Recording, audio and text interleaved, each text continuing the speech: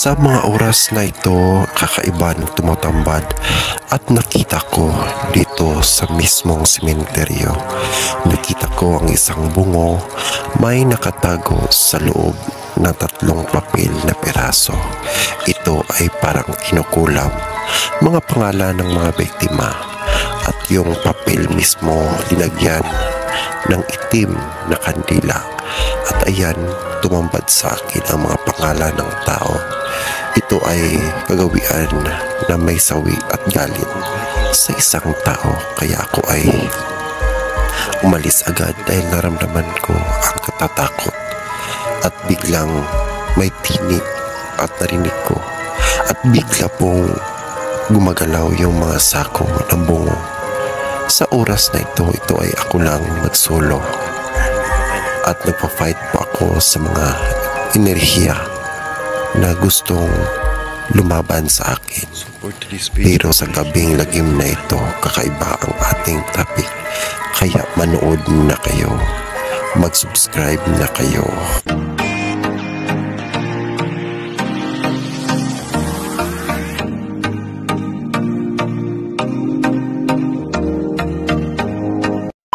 Samahan niyo akong mag-ride mga ka-hiking. Papunta naman tayo sa ating destinasyon. Kaya, ayan, sumakay tayo at samahan niyo ako mag-explore sa kakaiba nating mga video. At kung nagustuhan niyo ang ating video, huwag kalimutan mag-subscribe at i-click all bell para lagi po kayong updated sa ating mga panibagong video. Magandang araw na naman mga ka-hiking at mga kagabing lagim. May bagong video, ang gabi ng lagim. Mga ka-hiking, ispuntahan natin ang pinakamakatakot na isang sementeryo na yan. Kakatakutan at mag-explore tayo doon at kailangan nating makita, posibleng harapin natin at magpapakita ang mga di umano ng mga Salamat muna ako sa ating mga supporter at mga subaybay. Ito ang ating official channel. Subscribe, please, of course, para lagi po kayong updated sa ating mga panibagong DRTV, Kapiso Vlog, at iba pang mga pag-support Lexter Hiking TV. Kaya na puntahan natin gabi mga ka-hiking, ito ang ating daat sementeryo para makita at masubaybayan natin kung ano ang mga kaganapan ngayon. Oras na to mga ka-hiking is naglakad tayo sa madilim na lugar na ito at daan ito. Parang may parang nalimbawat yung balibok ko ngayon. Kasi parang may nagparamdam na agad na hindi pa tayo nakapasok yung sementeryo. Mga ka-hiking, nandito na tayo mismo. At ito din ang tumatambak tayo.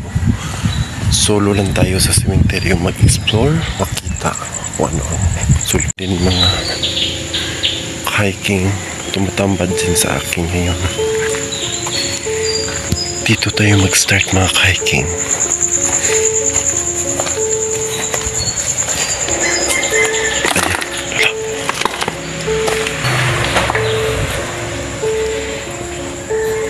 For this video mga ka-hiking.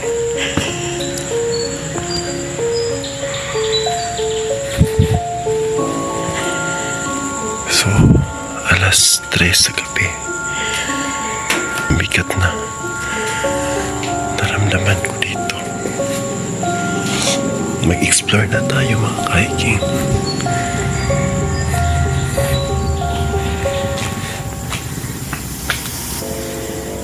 May nakatingin sa atin mga ka-hiking.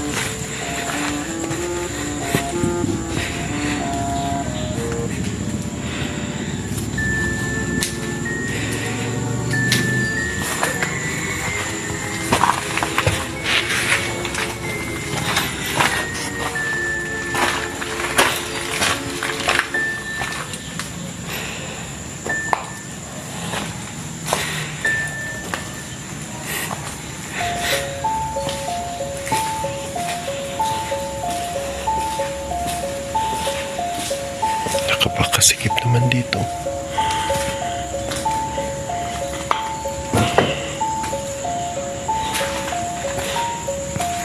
Panginoon mga ka-hiking, na walang mangyari pang mga ka-hiking sa silid sementeryong ito.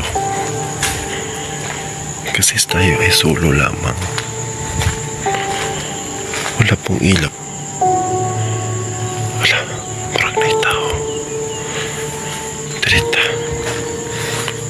Pasok tayo dito.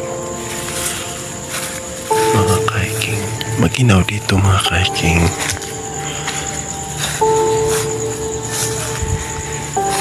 Medyo mahangin, makipot. Dito ko nakita ang isang pinaka-old na relics. Dito mismo may 2 punong kahoy na nakatumadbad sa akin.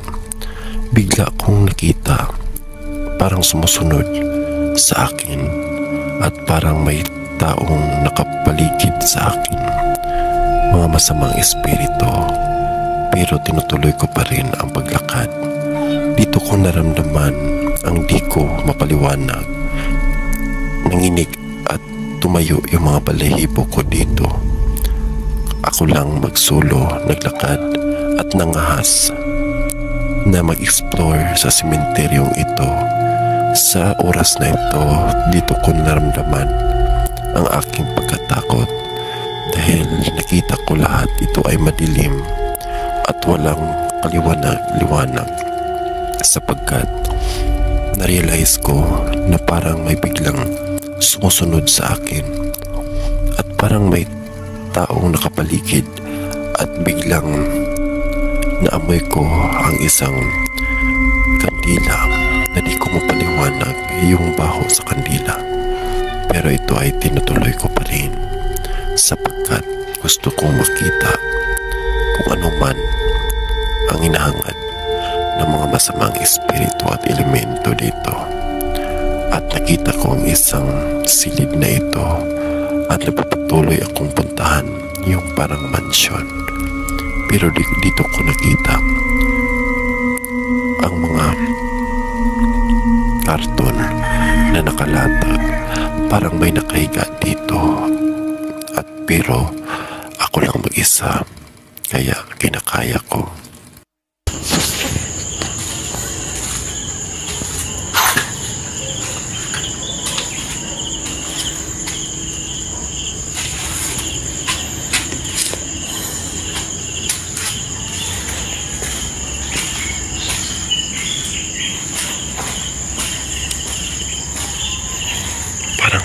Parang may sumusunod sa atin mga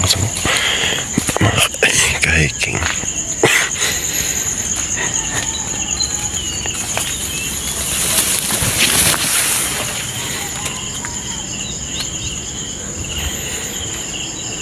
Explore lang tayo ito mga ka-hiking. Tignan lang natin, mag-explore lang tayo.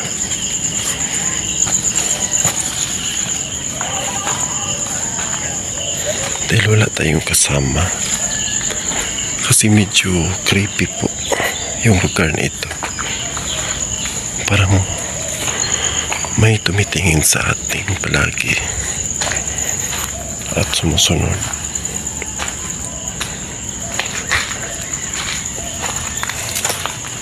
Nakapaka-creepy po. Wala na akong masyadong masabi dito sa sementeryong ito. Grabe ang mga enerhiya ng mga masamang elemento. Napapakita at napaparamdam. Habang naglalakad ako, parang gusto nilang lumapit at parang gustong may sabihin sa bawat paglakad ko. Parang may nakatingin at parang gustong humibla sa akin. Pero pinagpatuloy ko pa rin.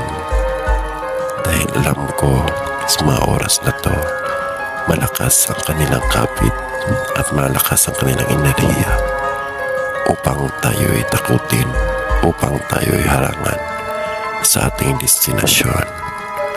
Pero di ko nagpatinag sa kanilang mga balak dahil alam ko na makaya at malampasan ko to. Kahit tayo lang mag-isa, alam ko nakapaligid sila sa akin, pero di ko nila makaya. Kaya ito ang tumatambad sa akin. Biglang napataob ang aking mga buhok. Tumatayo dahil nakakaiba ang enerhiya na sumasanib sa akin. Pero sa mga oras na to, kinakaya ko habang naglakad at paulit-ulit kong nakikita at paulit-ulit kong naramdaman na di ko nila layuan habang palapit at palapit ako sa gusto kong puntahan. Parang palagi silang nakaalintabay at gustong-gustong hawakan at lapitan ako. Pero sa mga oras na to, sa totoo lang, naramdaman ko talaga ang nakakaibang di ko mapaliwanag na naramdaman ko sa mga oras na to. Kaya patuloy pa rin ako sa paglalakad at mangahas mag-explore dito sa silid ng menteryong na puno ng balagha at kakatakot. Kaya tunghayan at samahan nyo at tapusin nyo ang bidyong ito. At may bigla akong nakitang isang helmet ng tao, pero walang tao nakapalibot dito. Pero di ko na lang pinapansin. Naglakad na lang ako at nagpatuloy ako sa aking goal. Kaya tapusin natin at subaybayan at damdamin ang mga elementong nakapaligid sa akin.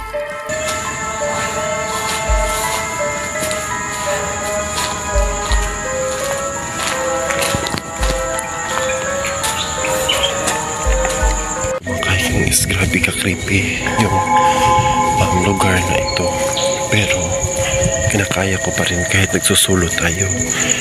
Nakakatakot naman, pero wala tayong magawa dahil ito po yung trabaho natin upang mag-imbestiga at makita mismo kung tunay at totoo ba.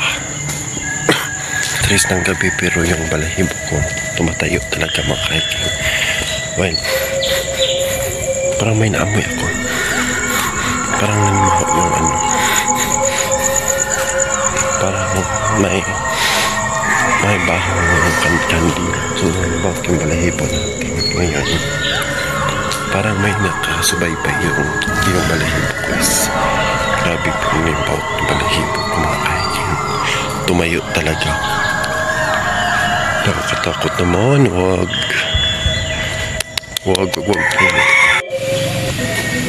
So for today's video mga kahiking, dito naman tayo. Ayan, alas 3 ng gabi mga kahiking. At subaybayan natin. Samahan niyo ako mga kahiking. Maglibot na dito. Mismo sa sulod ng menteryo. Pero di ko kinaya talaga mga kahiking is parang nanlimbak yung balahibo ko. Parang may something talaga. Pero punta ko muna yung simbahan dito mismo sa sulod sa cemetery mga kahiking upang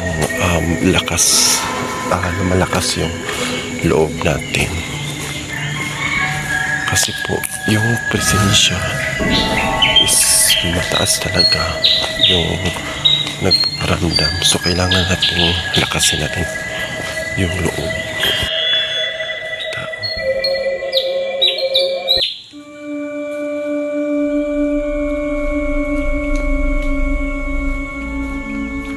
Grabe yung presensya mga kahiking. Yung naramdaman ko ay parang nangigilabot mga kahiking. Nangigilabot talaga mga kahiking. At ngayon mga kahiking is grabe na yung parang may tao sa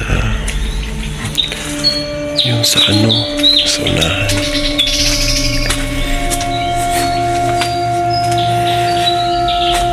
So ayan, ito po yung tumatambad sa akin.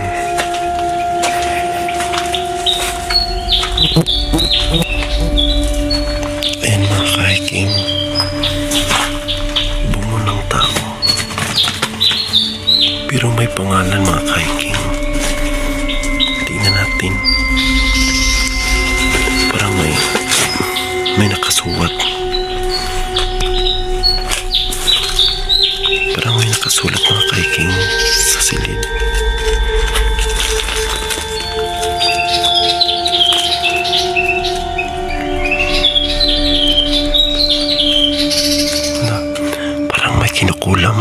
ka-hiking, parang may kinukulang. Linagyan ng ano, parang pangalan Mylene. Ayan, parang may kinukulam dito. Yung bungo linagyan ng pangalan. Ayan, yung pangalan is Mylene po. So parang may kinukulam dito. May isa pa. Ayan, dalawa po yung papel. Tingnan natin, dalawa po yung papel na nilagay. Ayan, tignan natin, parang may kinukulam dito.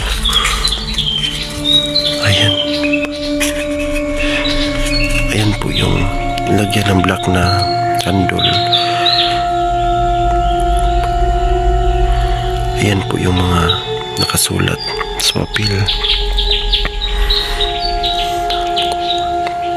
Manggubat, paste manggubat. So tatlo po talaga ang nilagay dito.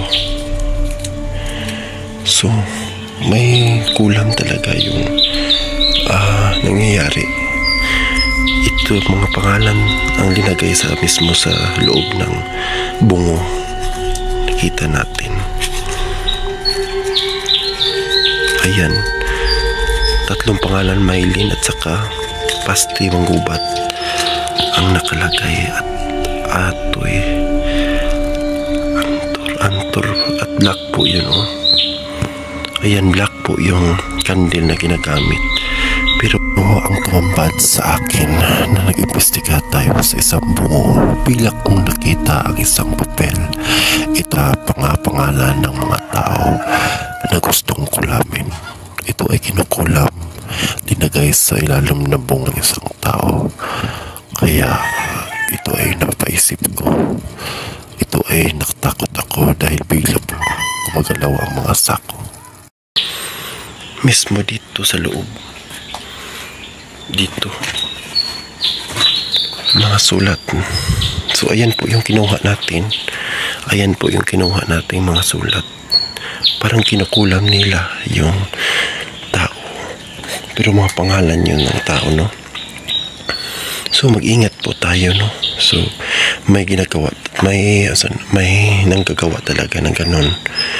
So kaya po inaalam natin. Nakakatakot naman, no, yung mga pangalan. Nilagay yung mga pangalan. Tatlong tao po. Wala. Parang nalihok.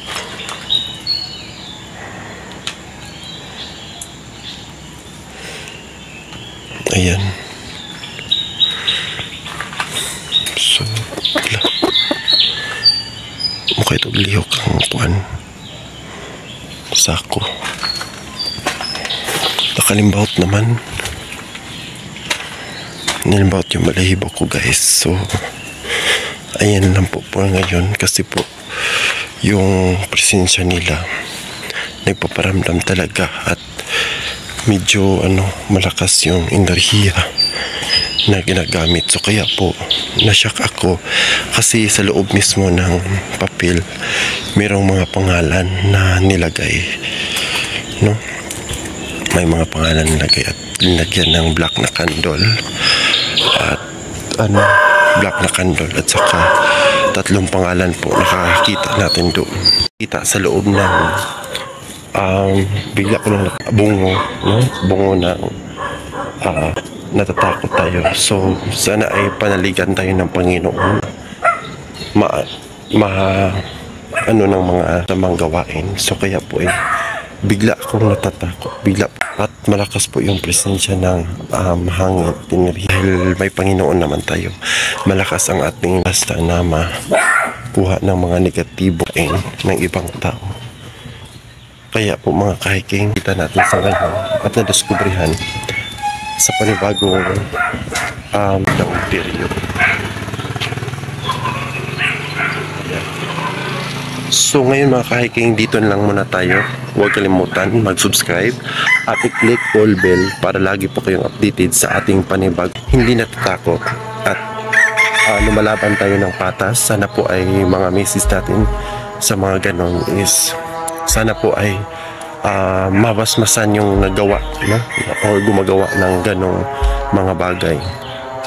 Kaya dito na lang tayo. Huwag kalimutan mag-click all bell at panalanginan natin muna, no? Manalangin tayo sa Panginoon na layuan tayo sa mga tukso, sa mga inggit at galit upang hindi tayo magkaroon ng sapat na ating mga supporter at sa ating mga taga-subaybay at niwala naman sa atin. Ayan,